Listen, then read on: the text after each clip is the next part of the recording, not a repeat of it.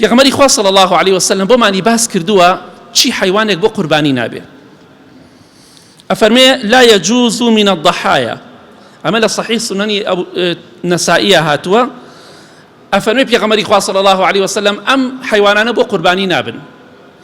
العوراء البين عورها، ئەگەر ئاژەڵێک کوێر بوو، کوێرێکی ڕوون و ئاشکرا دیار بوو، بە ڕۆشتنیا دیار بوو کە کوێرە ڕوون و ئاشکرا بوو، ئەوە بۆ قوربانی نابێ، ئەواتە چاوی بێ ساغ بێ.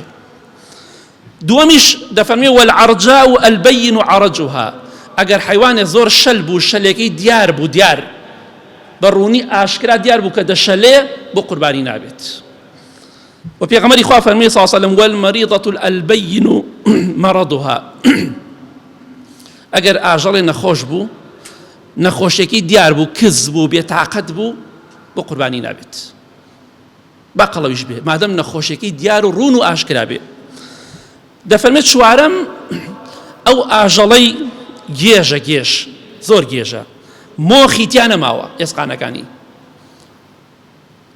هیچی پێ ناخورێت، لە وەڕناخوا، گێژە، بێتاقەتە، تاقەتی نێ لەگەڵ ئاژەڵەکانە بڕوا، لە ڕان دوا دەکەوێ، چونکە گێژ و حۆلە، ئەو جۆرە بۆ قوربانی نابێ. بەڵام پرسیارێک دروست ئەبێ، ئەگەر ئاژەڵێک شاخی شکا بوو، گوێیەکانی بڕابوو یا کەل بوو، دگانی کەوتبوو، بۆ قوربانی دەبێ؟ بەڵێ کاتێکە ئیمامی بەڕای کوڕی عازب ڕەزای خوا لێ بێ باسی ئەم حەدیثەی کرد کە پێغەمبەری خوا فەرمێ صلی الله عليه وسلم ئەم حیوانانە بۆ قوربانی نابن،